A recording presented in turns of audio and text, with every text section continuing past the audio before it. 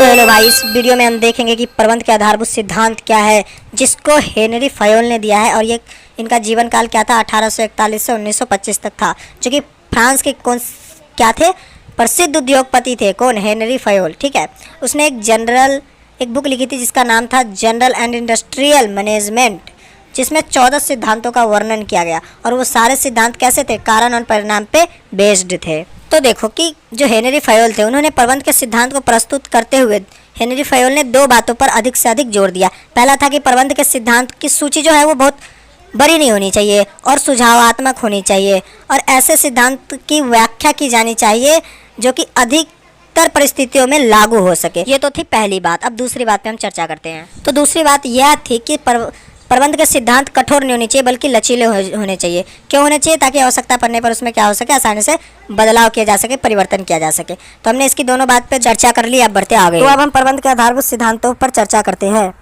तो प्रबंध के आधारभूत सिद्धांत में पहला है कि कार्य का विभाजन। इसमें क्या होता है, संपूर्ण कार्य को एक छोटे छोटे भाग में बांट देते हैं और उसके बाद एक व्यक्ति को उसके योग्यता एवं रुचि के अनुसार बार बार काम का एक ही हिस्सा सौंपा जाता है। और सौंपने से फायदे क्या होते हैं, इसके धनात्मक प्रभाव क्या पड़ेंगे आप भी जानते हैं। विशिष्टीकरण के लाभ प्राप्त होंगे। विशिष्टीकरण का मतलब है कि काम के किस्म में वृद्धि हो जाएगी, उत्पादन की गति बहुत तेज हो जाएगी और संसाधन का बर्बादी भी कम होगी। ठीक है।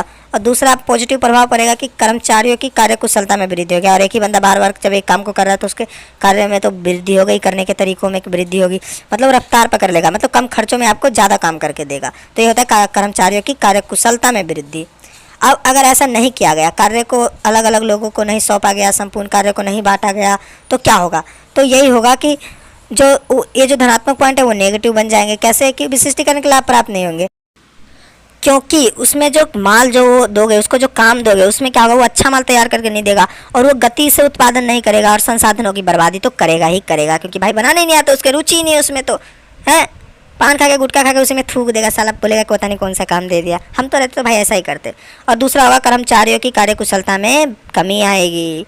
कमी कैसे आएगी? अब भाई जिसको वो मतलब कम खर्चे में कर देता, उसको वो ज़्यादा से ज़्यादा खर्चों में करेगा, क्योंकि उसको तो मज़ा नहीं आ रहा उस काम करने में ना, तो अच्छे से भी नहीं करेगा और ज़्यादा आपको दाम लगाएगा, ज़्यादा आपकी बर्बादी करेगा मालों का, तो ज़्यादा तो आपका खर्चा होगा ही होगा, तो उसकी कार्यकुशलता में कमी आ जाएगी। तो अच्छा काम दें यार, काम को इसीलिए विभाजन कर देना चाहिए। ठीक है, तो हम अपना अगला टॉपिक देखते हैं। तो अगला है हमारा अधिकार एवं उत्तरदायित्व। तो भैया हम आपकी जानकारी के लिए बता दें कि अधिकार एवं जिम्मेदारी, राइट्स एंड रिस्पॉन्सिबिलिटी, ये कदम से कदम मिला के चलते हैं, मतलब साथ साथ चलते हैं। अगर किसी व्यक्ति को आप कोई काम सौंप रहे हो तो उस काम की जिम्मेदारी भी उसी व्यक्ति की होती है। कि आपने बोले कि भाई ले रिचार्ज करा दियो, तो वो क्या करेगा, उससे 2 दिन बाद आओगे तो पूछेगा भाई रिचार्ज हुआ नहीं हुआ, तो वो बंदा बोलेगा ना कि रिचार्ज हुआ नहीं हुआ या पैसा मैं खा गया, है ना। अगर मान लो कोई पुलिस वाला है, उसको आप बोलोगे कि भाई 2 क्रिमिनल को तुझे पकड़ने हैं, तो वो उसी के प्रति जिम्मेदार हो गया वो कि हाँ मुझे यार ये काम दिया गया, ये मुझे करना है ना। लेकिन उसको कोई अधिकार नहीं दिया, मान लो कोई अधिकार नहीं दिया, तो क्या होगा? उसको गन नहीं दिए, उसको गाली नहीं दे सकते, उसको आप पकड़ नहीं सकते, उसको आप कुछ नहीं कर सकते। लेकिन कह दिया कि पकड़ना है कुछ भी करके, तो कर लेगा। चोर आया, साला एक गोली मारा पुलिस वाले के खोपड़ी के आर पार और चला गया, तो क्या हुआ? इसमें उसको अधिकार नहीं मिला। अगर उसको अधिकार भी मिल जाए तो क्या होगा? 10 पुलिस वाले को लेकर जाएगा, गोली मारेगा, धू धू धू, साले चोर को पकड़ के ले आएंगे, एक भी चोर नहीं बचेगा। तो अधिकार एवं उत्तरदायित्व क्या चलते हैं? एक साथ चलते हैं। और जो बंदा जिस अधिकार अगर होता है तो वो उस काम को रिस्पॉन्सिबिलिटी से भी पूरा करता है। तो इसका धनात्मक प्रभाव क्या होगा कि अपने गोल को प्राप्त करने में सहायक होगा। और दूसरा, कर्मचारियों के साहस में वृद्धि होगी। अब मैंने उसको अधिकार नहीं दिया तो क्या होगा? वो कहेगा साला ये कौन सा जिम्मेदारी है कि मेरे को कह दिया कि उसको पकड़ के लाने हैं, वो तो मैं ही मार खा के आ जाऊँगा, मैं नहीं जा रहा उधर काम करने। तो उसके कॉन्फिडेंस नहीं होगा, साहस नहीं उत्पन्न होगी। और इसका नेगेटिव पॉइंट, अगर ऐसा नहीं किया गया मान लो, तो क्या होगा? अगर आप ज़्यादा अधिकार दे दोगे तो अधिकारों की गलत से प्रयोग किया जाएगा, कम अधिकार दो देंगे तो लक्ष्य प्राप्ति नहीं होगी। मतलब इसको संतुलित बना के चलना है आपको। ठीक है। और अगर मान लो कोई अधिकार ही नहीं दिए तो वांछित परिणाम प्राप्त होगा? कभी नहीं होगा। जो मैं परिणाम चाहता हूँ कि उस क्रिमिनल को पकड़ना है, तो क्या वो पकड़ पाएगा पुलिस वाला? नहीं होगा। और अगर जब वो पकड़ नहीं पाएगा तो अधीनस्थों यानी जो उसके कर्मचारी होंगे वो उसके प्रति जवाब नहीं दे पाएंगे, मतलब निश्चित ना कर पाना, उत्तर दिया था मतलब जवाब नहीं दे पाना, है ना। और कर्मचारियों के साहस में कमी, तो भाई साहस में कमी आनी है। पुलिस वाले के हाथ में ही हथकड़ी लगा रहे हो, उसको कोई अधिकार ही नहीं दे रहे हो, तो कोई भी काम होगा नहीं ना होगा, उसके साहस में तो कमी आएगी। तो अगला है हमारा अनुशासन। तो अनुशासन में क्या होता है कि ये कंपनी का जो नियम कानून होते हैं वो उच्च अधिकारी से लेकर नौकर तक सबको बराबर से पालन करना चाहिए, ताकि जो उद्देश्य उन्होंने निर्धारण किया है वो आसानी से प्राप्त हो जाए। चलो एक स्कूल का उदाहरण लेते हैं। अगर स्कूल में नियम कानून बना है कि स्टूडेंट टीचर का दिया हुआ काम करेंगे, प्रॉपर ड्रेस पहन के आएंगे, बदमाशी नहीं करेंगे, और टीचर का नियम ये होगा कि टीचर बच्चे को पढ़ाएंगे, प्रॉपर ड्रेस चेक करेंगे, जो स्टूडेंटों को समझ में नहीं आता उसको बताएंगे, तो इसके फायदे क्या होंगे वो देखते हैं अब। तो भैया मान लो कि ये प्राइवेट स्कूल है, तो इसमें क्या होगा कि अनुशासित कोई कंपनी है, उसका जो गुडविल है वो लोगों की नज़र में ज़्यादा रहता है। तो क्या होगा, उस प्राइवेट स्कूल की तरक्की होगी और कर्मचारियों की कुशलता में वृद्धि आएगा। वो मतलब जो वहाँ काम कर रहे हैं वो क्या सोचेंगे, जो मान लो कोई टीचर है वो काम कर रहे हैं तो वो क्या सोचेंगे कि हाँ ज़्यादा सैलरी मिली है तो वो और अच्छे से काम करेंगे, और बेहतर श्रम प्रबंध संबंध होगा, तो बेहतर श्रम जो है वो अच्छे से काम करेंगे, खत्म। अगर ऐसा नहीं होता है तो कैसा होगा, इसका अवहेलनात्मक प्रभाव कैसा होगा। तो अवहेलनात्मक प्रभाव में यही है कि उसकी गुडविल क्या होगा, ख़राब हो जाएगा, और वहाँ के जो मैनेजर है या फिर कोई भी मतलब टीचर ही है तो वो क्या करेंगे, सही से काम नहीं करेंगे, उसके कार्यकुशलता में कमी आएगी, अवस्था का बोलबाला हो जाएगा, मतलब कोई भी नियम कानून का पालन ही नहीं करेगा, और अविश्वास का वातावरण होगा, मतलब वहाँ किसी के ऊपर कोई विश्वास नहीं करेगा, टीचर क्या कर रहे हैं, स्टूडेंट क्या कर रहे हैं, और कोई मतलब कुछ ढंग से नहीं चलेगा, अविश्वास की हमेशा भावना रहेगी, वातावरण रहेगा। क्योंकि भाई सैलरी भी उनको सही से नहीं मिलेगी टीचरों को, तो अविश्वास का तो पैदा होना ही है। कौन किस पे विश्वास करे, कई बार टीचर की सैलरी सही से नहीं जाएगा क्योंकि वहाँ अनुशासन ही नहीं है ना, कुछ भी हो सकता है।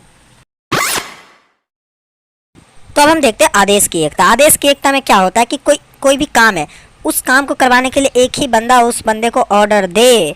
अब ये नहीं कि एक ही बंदा 10 जगह पे काम कर रहा है और 10 बंदा उसको ऑर्डर दे रहा है, उसके चाचा का, ताऊ, दादा का, फूफा भी कह रहे, फूफा कह रहे ये काम कर, मामा कह रहे ये काम कर, चाचा कह रहे ये काम कर, और भाई मतलब एक बंदे को 10 लोग आदेश देने वाला हो तो काम सही से होगा नहीं ना। आदेश की एकता में यही कहा जाता है कि आदेश एक व्यक्ति दे, उसी को कहते हैं आदेश की एकता। उसके फायदे हैं, क्या फायदे हैं वो देखो। तो फ़ायदा ये है कि भाई एक बंदा किसी एक के नीचे काम कर रहा है, एक मैनेजर उसको ऑर्डर दे रहे हैं, तो उसका क्या होगा कि भ्रमित की स्थिति पैदा नहीं होगी, है ना। वो आराम से जो मर्जी वो काम कर लेगा, किसी प्रकार का भ्रमित नहीं होगा, और कार्य कुशलता में वृद्धि आएगी। एक मैनेजर उसको सब कुछ सिखाएगा तो कार्य कुशलता में वृद्धि आएगी, मतलब कम खर्चे में ज़्यादा काम करके देगा वो, समझ रहे हो। और उत्तरदेयता निर्धारण में आसानी, मतलब वो बंदा जब एक बंदे के नीचे काम करे तो उसको आराम से कोई भी पूछेगा तो उसको उत्तर दे देगा कि आपका ये काम हो गया, ये नहीं हुआ। और 10 लोग कह रहे हैं तो भाई वो 10 जगह दिमाग दौड़ाएगा तो किसी का काम किसी को बता देगा, किसी का काम किसी को बोल देगा, जिसका काम नहीं हुआ उसको बोल देगा हाँ हो गया, और जिसका हो गया वो कहेगा अरे भैया नहीं हुआ, तो उसमें दिक्कत आएगी। तो और इसके नेगेटिव पॉइंट देखो, अगर आदेश की एकता नहीं रहा तो क्या होगा, तो उसमें क्या होगा कि कर्मचारियों के लिए भ्रमित की स्थिति पैदा नहीं होगा। है 10 लोग आदेश दे रहे हो, कह रहे बेटा ये काम करना है पहले, फिर ये करना है, फिर ये करना है, फिर चाचा के कह रहे कि बेटा ये कर, फूफा के कह रहे कि बेटा तू ये कर, मतलब समझ रहे हो ना, भ्रमित की स्थिति पैदा तो होना ही होना है, और उसके कार्य कुशलता में कमी आएगी। अब एक काम मैं तो चाचा का काम कर रहा था, फूफा कह रहे तू मेरा काम कर ले जा करके, तो मैं इधर का काम छोड़ के उधर जा रहा हूँ, उस काम को सीख के फिर इसको करने आ रहा हूँ, जब तक भूल जा रहा हूँ पता नहीं क्या करना था, तो कार्य की कुशलता में कमी आएगी। और फिर उत्तरदेयता निर्धारण में कठिनाई। अब भाई चाचा कह रहे हैं कि बेटा इसको कैसे करते जरा बता, अब मुझे तो फूफा पकड़ के ले गए तो मैं भूल गया, पता नहीं कैसे करते हैं, तो मैं उसको उत्तर सही से नहीं दे पाऊंगा उस काम के प्रति। और फिर करेंगे क्या, फूफा मेरे को थप्पड़ मार देंगे, और फिर फूफा को मैं मार दूंगा, कहूंगा कि चाचा पकड़ के ले गए तो भाई अब मैं क्या करूँ, मेरे को मार रहे, तो मतलब झगड़े की स्थिति बन सकती है। तो आई होप आप ये समझ गए होंगे आदेश की एकता किसे कहते हैं। तो बढ़ते नेक्स्ट टॉपिक की ओर। तो इसमें क्या है, जो आपने आदेश की एकता पढ़ा उसी के तरह है बिल्कुल। इसमें भी क्या होता है, निर्देश की एकता में निर्देश देने वाला सिर्फ एक व्यक्ति होता है, मतलब वन हेड होता है, और उनके पास एक ही योजना होती है, एक ही प्लान होता है, और उसी योजना और प्लान से वो हेड यानी अध्यक्ष जो उस टीम का हेड होता है, एक ही हेड होता है, एक ही प्लान होता है, और इन दोनों से ही अपने उद्देश्य को प्राप्त करते हैं। कौन, जितने भी समूह हैं जिनका जो उद्देश्य है वो प्राप्त करने के लिए सिर्फ एक हेड और एक योजना की जरूरत होती है अपने उद्देश्य प्राप्ति हेतु, उसी को कहते हैं निर्देश की एकता। तो इसका धनात्मक प्रभाव क्या पड़ेगा, अगर एक ही अधिकारी है किसी भी कंपनी में तो विशिष्टीकरण के लाभ प्राप्त होंगे। कैसे होंगे कि उसके कार्य में गति आएगा, अच्छे किस्म की माल बनाएगा, बर्बादी कम होगा, तो विशिष्टीकरण हमारा संगठन की कार्य कुशलता में वृद्धि। अगर जब एक ही अधिकारी सबको निर्देश दे रहा होगा, मतलब डायरेक्शन दे रहा होगा किस काम को कैसे करना है, तो कार्य कुशलता में तो वृद्धि होनी है, जाहिर सी बात है। और जब एक ही अधिकारी होगा तो उसके उद्देश्य प्राप्ति में भी आसानी होगी। एक ही प्लान और एक ही क्या है वो हेड है, तो एक ही प्लान है तो उद्देश्य तो आराम से क्या हो जाएगा, प्राप्त हो जाएगा। और जब एक ही अधिकारी होगा तो अगर मुझे किसी कर्मचारी से कुछ पूछना हो तो उससे तालमेल बैठा रहेगा, क्योंकि जैसा उसने मुझे सिखाया है एक वो अधिकारी, वैसा वो अधिकारी दूसरे को भी सिखाया होगा, तो मैं उससे पूछूंगा तो वो वही डायरेक्शन बताएगा, तो मुझे याद आ जाएगा कि हाँ ये था। तो समन्वय में भी एकता होती है, मतलब उसमें झगड़ा लड़ाई कम होते हैं, समझ गए। तो ये तो था जब हमारा निर्देश की एकता होगा तो उसका पॉजिटिव पॉइंट क्या होगा। अगर निर्देश की एकता ना हो, अगर निर्देश की एकता को अवहेलना किया जाए तो क्या होगा वो देखते हैं। अगर एक ही जगह पे 10 लोग निर्देश दे रहे हो, 10 डायरेक्शन दे रहे हो, बेटा तुझे तो सीए बनना है, अरे बेटा तुझे तो आईएएस बनना है, मतलब उसका डायरेक्शन देखो अलग अलग है। अब एक ही बंदा कोई सीए की तैयारी कर रहा है, कोई आईएएस की तैयारी कर रहा है, मतलब एक ही बंदा दोनों चीज़ की तैयारी कर रहे हैं, तो क्या होगा, उसके विशिष्टीकरण के लाभ प्राप्त नहीं होंगे, मतलब किसी एक चीज़ में वो एक्सपर्ट नहीं बन पाएगा। दूसरा है हमारा संगठन की कार्यकुशलता में कमी आएगी, मतलब अगर आईएएस बनना है या फिर सीए बनना है तो उस दोनों चीज़ में वो कुशल नहीं बन सकता, ठीक है। और फिर हमारा तीसरा है उद्देश्य प्राप्ति में कठिनाई। भाई मुझे सीए बनना था, मुझे तो आईएएस बनना था और पता नहीं मैं इधर उधर रह गया, कुछ बना ही नहीं, तो उद्देश्य प्राप्ति में कठिनाई आएगा। अगला है हमारा समन्वय में कठिनाई। अब बिल्कुल, अब मैं सीए का सवाल मैं आईएएस वाले टीचर से पूछ रहा हूँ, आईएएस का सवाल मैं सीए वाला टीचर से पूछ रहा हूँ, तो उसमें समन्वय नहीं रहेगा, तालमेल नहीं रहेगा। कहेगा बेटा तो किसकी पढ़ाई कर रहा है ये पूछना मुझे, तो झगड़े लड़ाई होंगे, सर ये भी बता दो प्लीज़, ये भी बता दो ना सर, डांटेंगे, तो इस टाइप का होता है। तो ये था निर्देश की एकता। तो आई होप आप ये समझ गए होंगे। तो बढ़ते नेक्स्ट टॉपिक की ओर। अगला है हमारा व्यक्तिगत हित सामान्य हित के अधीन होगा, मतलब सामान्य हित बड़ा होगा, व्यक्तिगत हित छोटा होगा। कैसे? अरे तो फिल्म वाला सूट है, आओ समझाते हैं। जैसे आप फिल्मों में या फिर हकीकत में भी देखते होंगे कि कोई पुलिसकर्मी होता है, वो अगर उसका कोई बेटा क्राइम करता है तो अपने बेटे को भी गिरफ्तार कर लेता है। तो वहाँ उसने क्या देखा, पूरे देश की हित देखी, प्रॉफिट देखी, व्यक्तिगत प्रॉफिट नहीं देखा कि मेरा बेटा बच जाएगा, नहीं, वो पूरा देश का देखा, पूरा समाज का देखा। तो वही सामान्य हित बड़ा होना चाहिए व्यक्तिगत हित से। तो देखो भैया इसके क्या क्या फायदे हो सकते हैं, फायदे की बात कर लेते हैं अब, हैं। तो पहला धनात्मक प्रभाव पड़ेगा, वो पड़ेगा कि मानवता का पालन होगा, उसने मानवता की पालन की अपने बेटे को गिरफ्तार करके, समझे।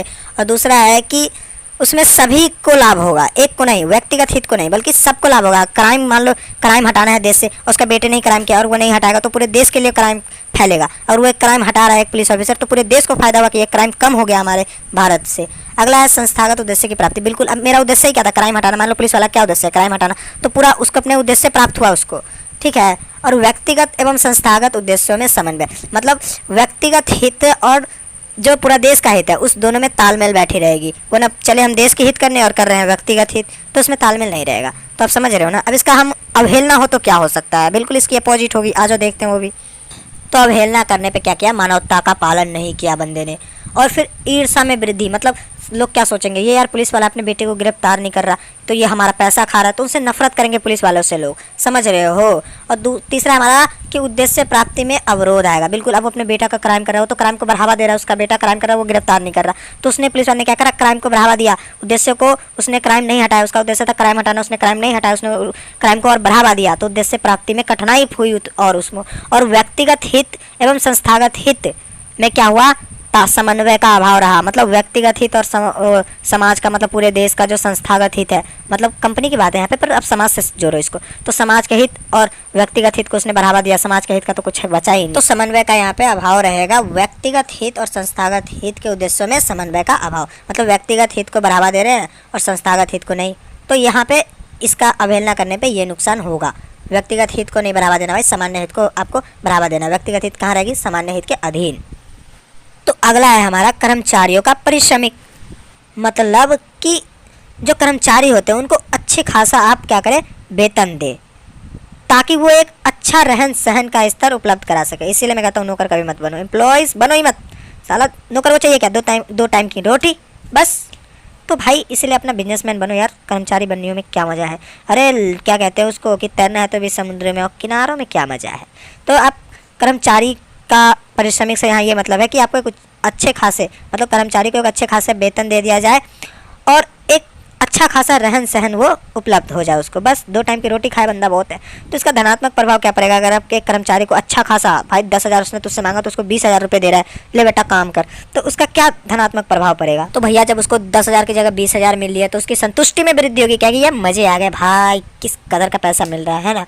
और फिर उसकी क्या होगा कि कर्मचारियों में समर्पण का भावना का विकास होगा, मतलब यार मालिक मुझे 10,000 मांगा तो 15,000 दे रहा है, तो उसके लिए वो अच्छे से काम करेगा, समर्पण करेगा अपने को, और फिर कर्मचारी वहाँ से भागेगा नहीं। तो तीसरा फायदा यही है कि सम परिवर्तन दर में कमी, यार 10,000 मांगता है और कंपनी में तो 10,000 मिल रहे हैं, यहाँ तो मेरे को 20,000 मिल रही है, तो मैं क्यों जाऊँ ये कंपनी छोड़कर, है ना। तो श्रम परिवर्तन में क्या हो गया, दर में कमी आएगी। अब इसका अवहेलनात्मक प्रभाव देखते हैं कि अगर ऐसा नहीं किया गया, अच्छे खासे कर्मचारी को वेतन नहीं दिया गया तो क्या होगा। बिल्कुल इससे उल्टा होगा भाई, मतलब 10,000 बंदे ने मारा था, मैं उसको 5,000 रुपये दे रहा हूँ, तो क्या होगा, कर्मचारियों को प्रोत्साहन व संतुष्टि में कमी। क्या यार 10,000 मांगा था बंदे ने 5,000 दिया, इसमें क्या क्या होगा ना, संतुष्टि में कमी। और उसके बाद क्या होगा, बेईमानी को बढ़ावा देगा क्या यार 10-5 हज़ार तो दे रहा है, इससे होगा क्या मेरा, वो काम सही से नहीं करेगा और माल चुरा चुरा के ले जाकर तेरा बेच देगा, कहेगा 10 हज़ार पूरे खत्म। और फिर वो कुछ दिन बाद वो काम छोड़ के चला जाएगा। क्यों? क्योंकि भाई पैसे नहीं मिल रहे उसको ना, और कंपनी में 10 हज़ार मिल रहे, तेरे में तो 5 हज़ार लेके क्या करेगा, उसने तो 10 हज़ार मांगा था, तू दिया नहीं दिया ना, तब छोड़ के जा रहा हूँ बाबा टाटा। तो समझ रहे हो ना आप, समझ रहे हो ना। तो ये थे हमारे कर्मचारियों का पारिश्रमिक। तो आप आई होप आप ये 7 प्रबंध के आधारभूत सिद्धांत समझ गए होंगे। तो आगे का हम अगले पार्ट में करेंगे। तब तक के लिए बाय बाय, टेक केयर।